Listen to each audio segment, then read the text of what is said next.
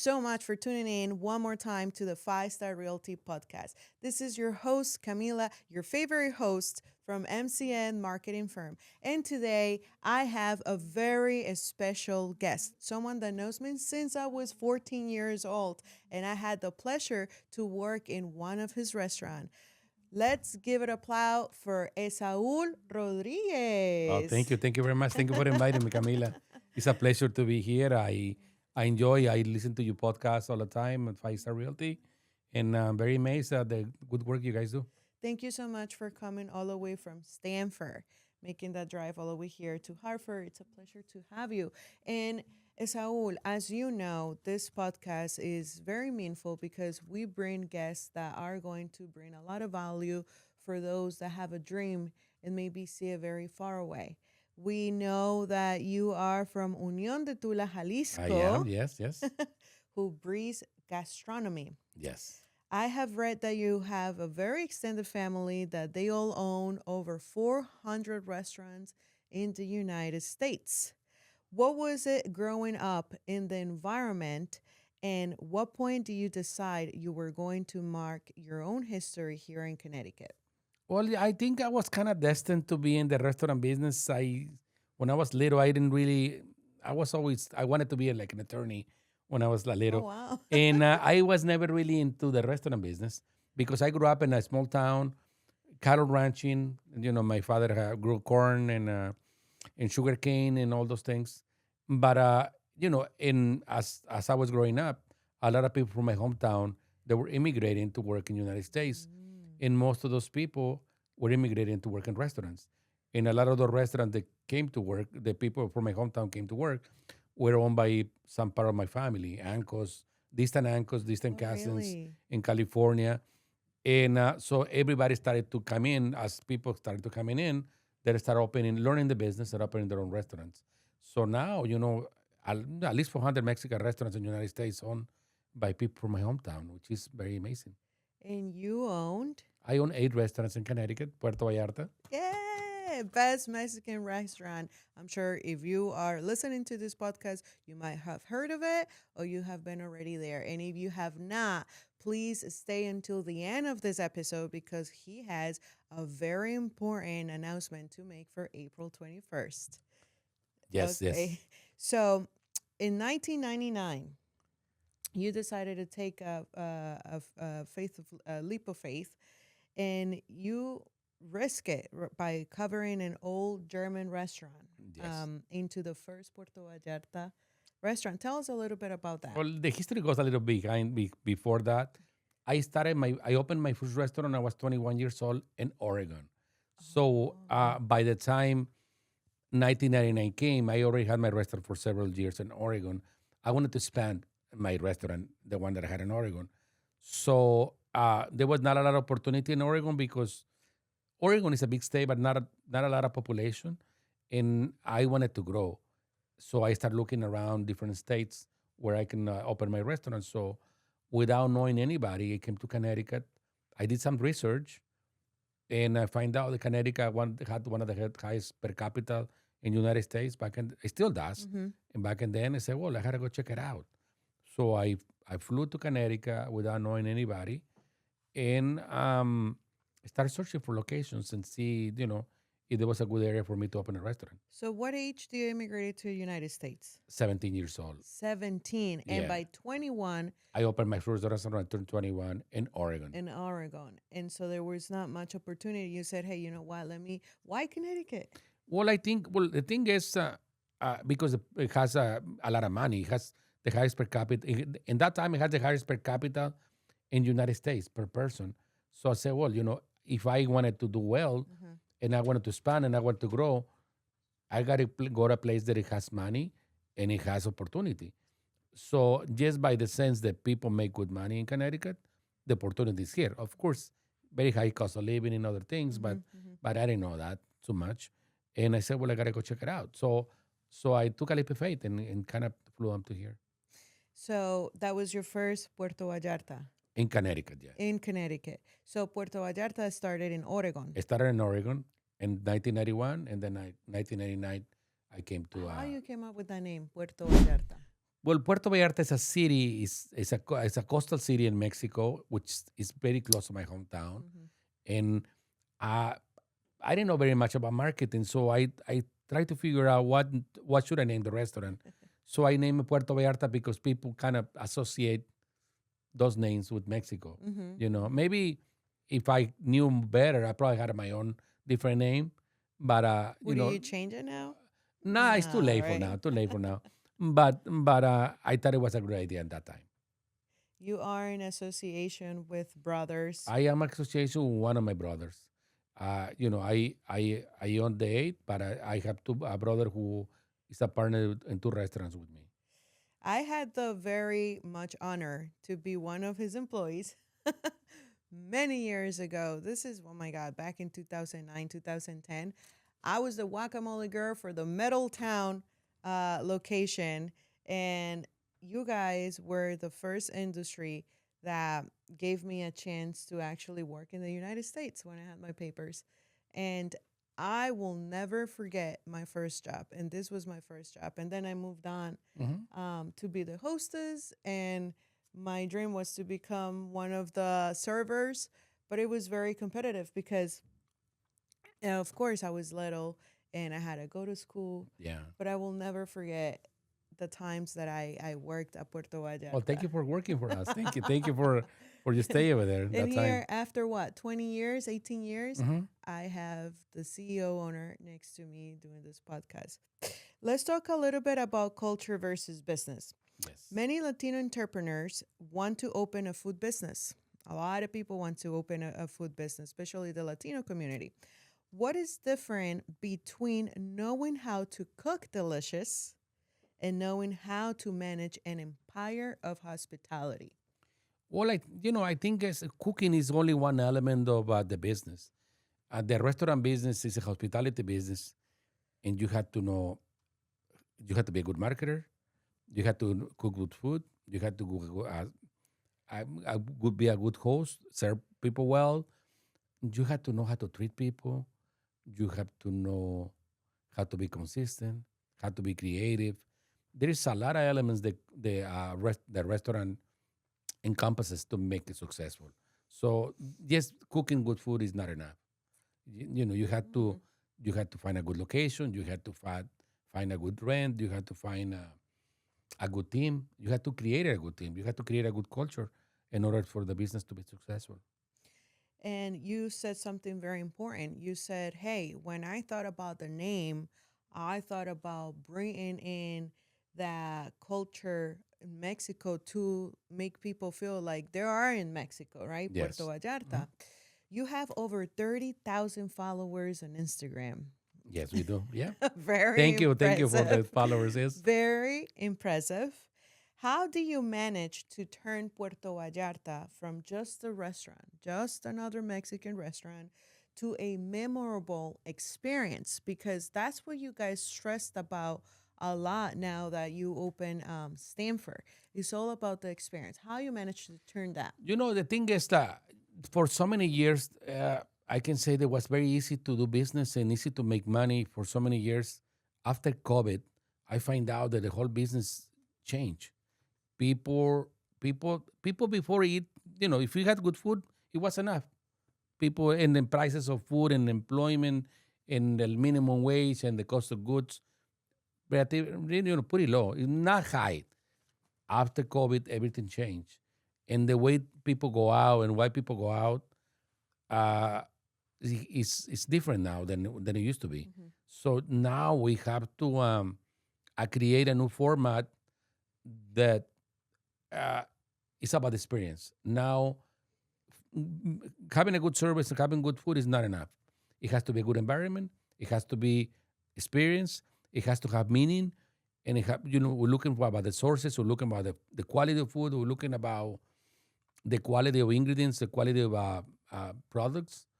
We emphasize a lot in that, and also uh, we want to make sure that when you come to Puerto Vallarta, you have a great time.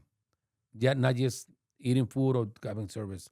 We want to make sure that we make a memorable time for you to be in our locations. You know what I love is also how you guys combined the food, the customer service, and the music. And if you guys don't know, Puerto Vallarta, Stanford, and Fairfield does house music Yes. every single weekend. Orange does Latino Orange music. does Latino music, and then Danbury does house music now too, in the weekends too. Okay, Yeah. I love that. I love that. Now let's bring it to you being called the number one restaurant in 2025. You got these awards.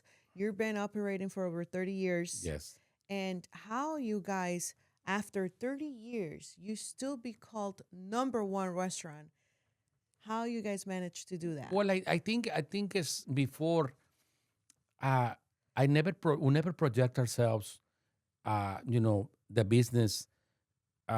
We always we before we were really quiet. We did hard work, but we didn't really focus in many things that we focus now. Now we're very involved in the community, hugely involved in the community. We're hugely involved in organizations in the state. We're very involved in good causes.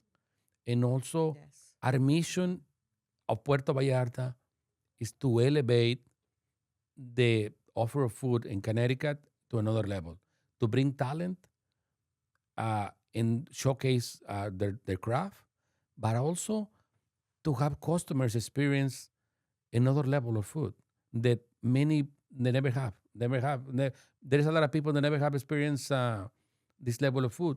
The tomahawk. The tomahawks, the high quality steaks, the just another level. So we elevating our offer. We want to make sure that we contribute to the food scene in Connecticut, but also it's good for business because as we do things better, more people come, they get satisfied, they keep coming. And I think as you push the envelope to do something better, everybody else follows. And I think we are pioneering in that sense. That we bring in talent from all over, not just the United States, South America, Mm-hmm. Mexico, and showcasing it here. Because in order for the Latino food to be elevated, you have to bring talent and you have to be people that showcase it and also people that come to enjoy it and experience that. Because for a long time, I think a lot of people had bad perception Mm. of at least Mexican food. They never thought as a high quality food. They thought as a cheap, plenty food, cheap Mm-hmm. food, and cheap drinks. And it's not that. So we're right now we're in an evolution, I believe, as Italian food did in the 80s. Italian food back in the 80s, before the 80s, was big pastas, big Yeah, yeah, yeah. lasagnas, big, and then one of us all of a sudden started to becoming more refined. Mm-hmm. And now Italian food is another level. So Mexican food is going through that transition, and we are part of that, and we're contributing to that transition. When we talk about taste, when we talk about attention to detail, you have so many restaurants, Saul. You can't be in every kitchen anymore.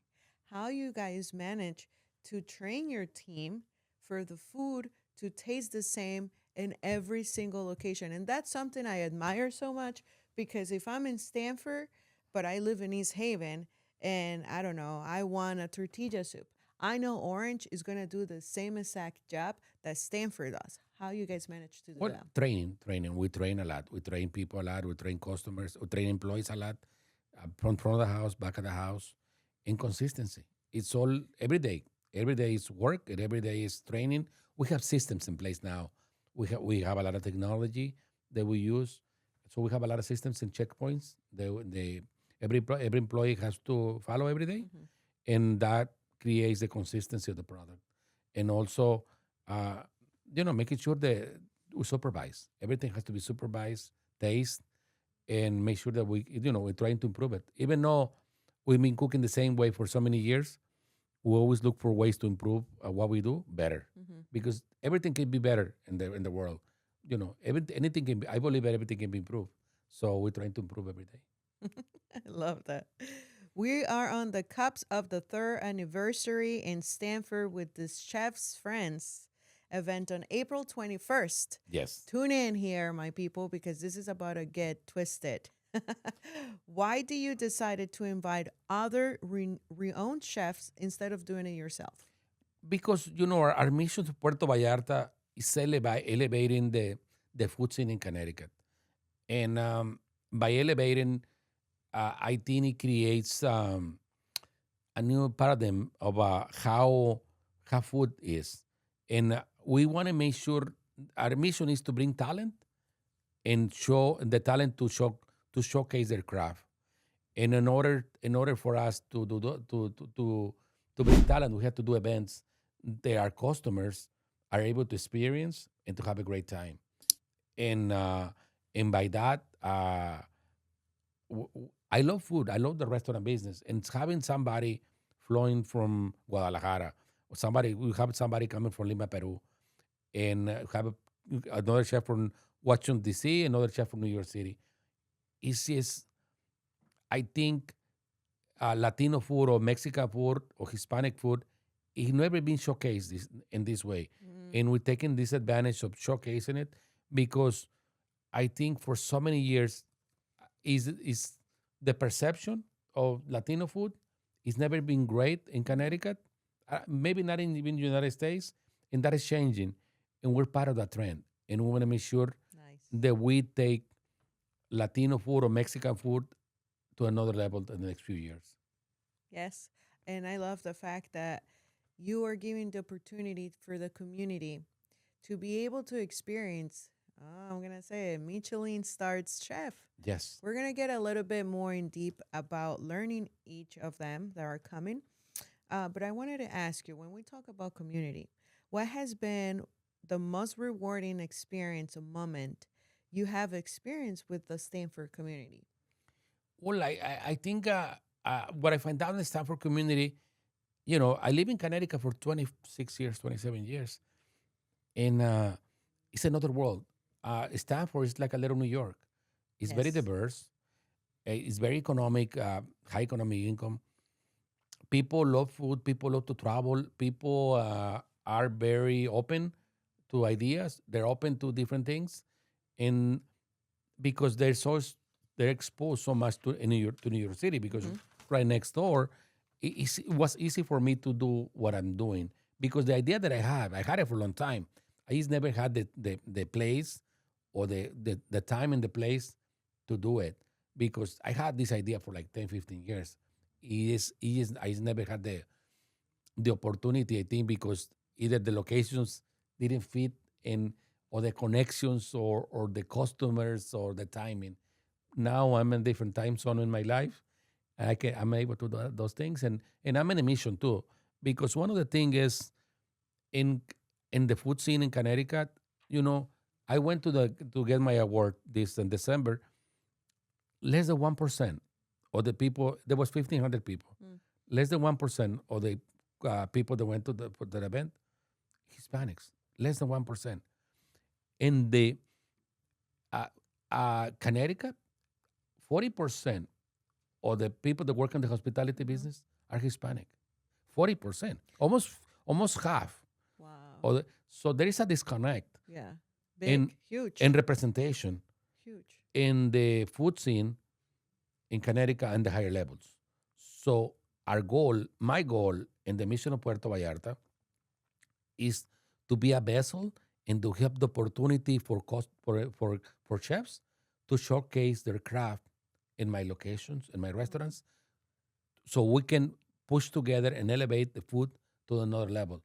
You know how much talent is in New York? Like, you go to the best bars, there's Hispanics working there. You go to the best restaurants in New York, Hispanics are working there, Everywhere.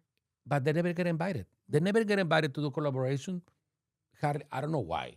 It's just maybe culture. Is maybe nobody had the idea, or whatever reason. Right. I think it's that because great ideas come from great minds. And the fact that you're doing that, watch, now everyone is going to start doing it. But you were Well, the first one and I think to do it. and I hope they do, because it benefits everybody, and so my goal is to have to be the place where a talent mixologists from Washington, D.C. or Manhattan or California showcase their craft in my locations. He has the opportunity to shine, and also it makes everybody in the Hispanic community shine. So it's a Absolutely. win-win, and I think there is a lot of talent waiting to be discovered, Mhm. and we want to be part of that. That we can invite some great talent and showcase their craft, and everybody benefits. Society benefits, community benefits, everybody benefits. So let's give a little taste to the audience about these four amazing chefs coming from New York City, DC, Jalisco, Lima. Let's start with Chef Jose Luis Chavez. Well, Jose Luis Chavez is an excellent chef that I really admire. He has one of the most well-known Peruvian restaurants in New York City. Mhm. Elevated. He's a Michelin nominated restaurant, Mission Ceviche.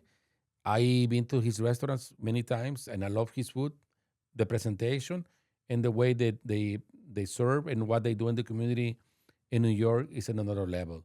He's very well liked. He has a lot of knowledge, and we're honored to have him. I mean, to have him come into Puerto Vallarta and showcase his craft, and also, showing the Latino community, the Peruvian community in Connecticut, which is a big it's a big community.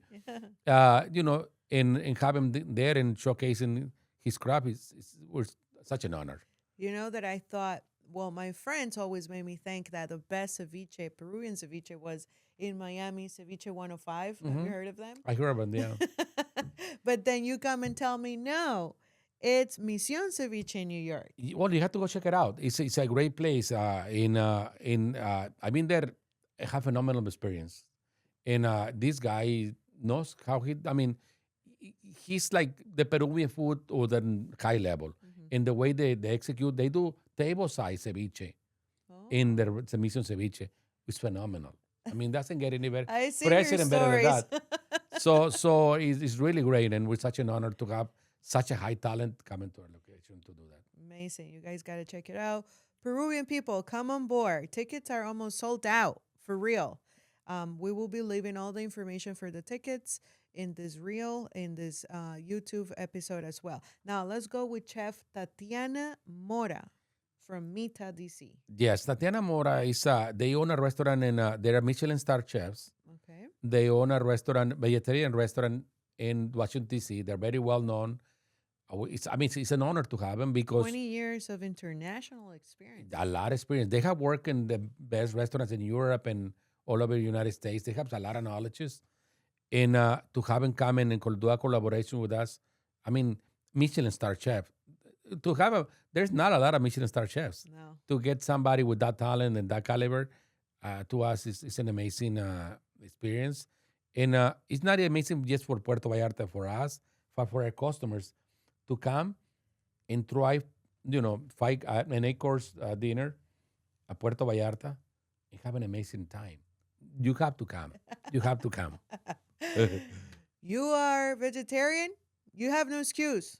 We got a Michelin chef coming all the way from DC to do vegetarian dishes at Yes. Puerto Vallarta, April 21st.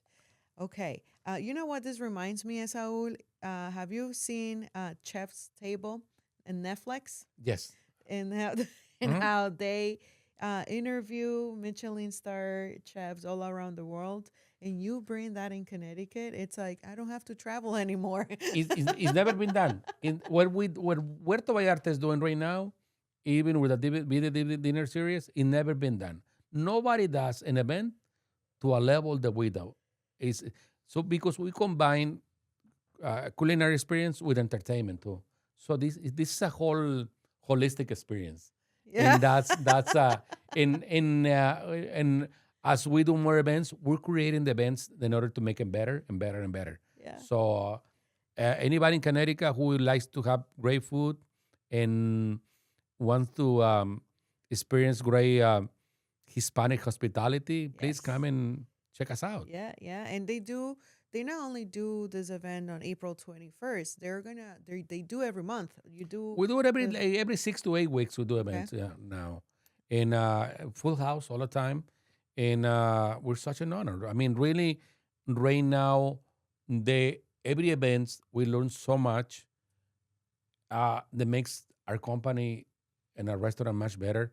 And also, we have a captive audience of captive customers. Mm-hmm. They come and support our events, which are so thankful. And thank you very, very much for the support. Let's go with chef number 3. We have Zaire Huecas, La Casa de las Brasas, desde El Maldito de Jalisco. Yes, yes. Original from Guadalajara. From Guadalajara, yes. Okay, tell He's me a little bit. this means a lot to me because I'm from Jalisco, Yeah. and he's a local chef from Guadalajara. Oh. He worked for one of the most renowned restaurant in Guadalajara, which is Alcalde. Very pretty soon they're gonna probably have a Michelin star, and the experience that he has, plus also the history that he brings. His father owned restaurants, so he's a son of a restaurateur in Guadalajara. His father owns these restaurants called La Casa del Aguachile, which are aguachile everywhere. So this guy, Zaire, he also went to train to Europe, some of the great restaurants in Europe, in Wow. Spain, and the Basque Country.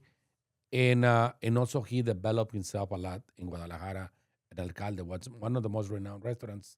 And now he's opened up La Casa de las Brasas, his own restaurant. So to have him coming Wow. to my place, it has a special meaning. Mm. And I'm such an honor because it's my people, my area, mi gente. Yeah, You yeah, know? and bring them and giving them an opportunity in the United States in your restaurant. To showcase his craft. Oof. That's such an honor. That's amazing.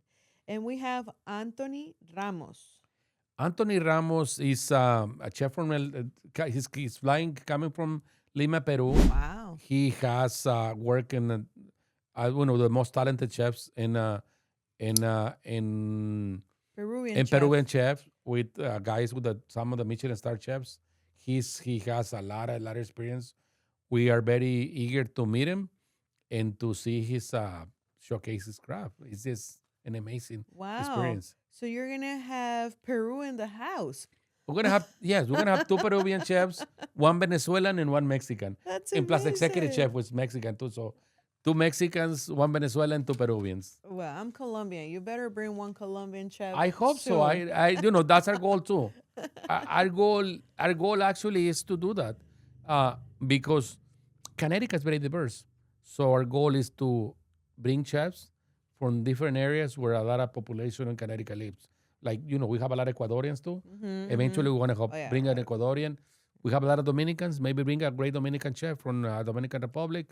Also from Brazil. There's a lot of Brazilians in Danbury. Bring the chefs. Mhm. So we're trying to match the culture and the state and the cities and the areas with talent from that culture. And in Puerto Vallarta being the place to gather and to have an event. No, and you guys are doing more than amazing. And like I said, there's no restaurant doing this, and that is what is gonna make the difference Yes. for Union. I think we're into something because nobody has been, I don't know why, nobody has done anything like that Mhm. before. Not outside Connecticut. We're taking this approach because for us, it's not about money. It's about making a difference Yeah. and building a community and putting people together. This can truly shows that you guys do love food. We love food. Genuinely We love do. food. We love food. And also, we love the culinary world. We want to make sure that we contribute something that by the end of my time that I did something in Connecticut in the restaurant business, they help. They made a difference. There's a difference, yeah. So for us, it's a mission. Our mission is to make sure those culinary talents or those Hispanic talents are able to shine just a little bit more than what they're doing now, and to be the vessel for them to shine. And like I say, I went to the event, less than 1%. People there is a disconnect, and I'm not saying whose fault it is. I don't know. Maybe it's nobody's fault, but we can make things to change that. Absolutely.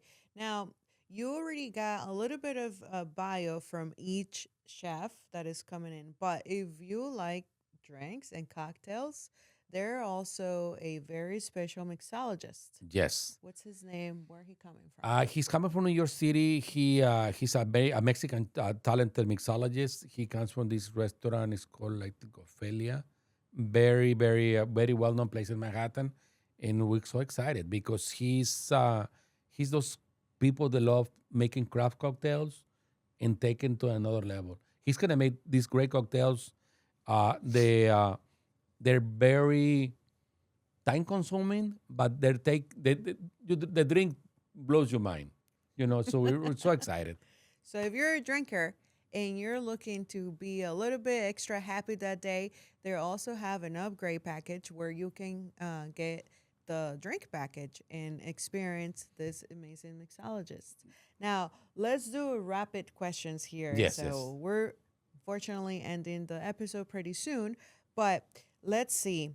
Is it better to have the best food in the world or the best customer service? The best customer service. Esaul, if a young immigrant comes in today with $500 and a dream, what's the first step they should take? Go to school. Go to school, and I'm not just talking physical classes. Maybe taking online classes. Learn. What is the next step for Puerto Vallarta? What's coming next for your amazing company? Are we seeing the birth of a national franchise by any chance? Well, we're taking steps little by little. Right now, the focus for the next year or so is to make sure that our brand is better, that we execute better, that we cook better, that we do everything better. So we're on the we are in our line to do everything in the next year. So make sure our craft is much better, and eventually grow, of course, because every time they say that if you don't grow, you start dying. So we don't want to die. We want to keep growing. So eventually we look for opportunities, but not this year. We're not looking for opportunities this year. We're looking to do everything that we do better. Amazing. Well, here you have it. Esaul Rodriguez, owner, CEO of the Puerto Vallartas here in Connecticut. It was a pleasure to have you. Is Thank you, there Camila. anyone who you can want to give a shout out to, a thank you? Is there anything else you would like to tell the audience? Before Well, we end? I would like to say that try to, a good advice is a lot of people that are in the restaurant business, they don't approach other people in the restaurant business. And I think it's a mistake. There is an importance to have relationships with the people in the industry and to learn from each other and to call them and to ask questions because the business doesn't get better or doesn't advance if you don't learn more about the business. So I try to encourage people to, somebody wants to know something about it, have a small place, give me a call, stop by. Where I'm can open. they find you? Where can They find can you? find me in social media with, Esaul Be Rodriguez. part of those 30,000 followers, my Or friends. they can find me, the social media, Instagram or Facebook. But people can show up or just have a question, and because for me, it's very important for the segment of the hospitality business to advance, and also for the Hispanic talent, people in the Hispanic community who are involved in the hospitality business to get to the next level. And I try to do my part. In anything I can do, I'm open to advise anybody That's beautiful. or Thank help you. anybody in any way I can. And if they wanted Of some, course. to know something. That is amazing. He's opening his doors. If you are somebody who has a dream of opening a restaurant or want some sort of an advice, Esaul is there to be able to give you a little, como decimos en español, una patadita de la suerte. The thing is so many people don't call, don't then everybody has struggles They're in this afraid, business. they're They're afraid, shy. and I think it's very important for people in the hospitality business to become more professional because as time goes, you have to be better at what you do in order to be successful. It's probably any business now, but the restaurant business, and specifically, is very important to make sure you run a more professional restaurant, you run a more organized restaurant, you run a more you know more everything: accounting, marketing, uh, promoting, knowing stuff. You know, it's important because it's the restaurant business is a very challenging, complex business. So many people go out of business, and so many places go under. It's not easy. So by learning in your business, you know, whatever you do, doing it better, it's important for you to be a better business person. Thank you. Thank you for saying that, Saul. Thank you for your time. Thank you for coming all the way here. Again, please follow them on social media. They are Puerto Vallarta USA on Instagram, Facebook, Yes. TikTok. TikTok, Facebook, Instagram, yeah. Yes. It's amazing. His son, Yes. Jacob, he travels all around the world and they interview important chefs. And I love everything that you guys have going on. And I can't Thank you. wait to see what I can get to witness. It's been 20 years since I known them. And I can't wait what's coming up next. If this has been 20 years, what's gonna be the next 2, 3, 5 years for Puerto We're Vallarta? so excited. You know, there's so many support.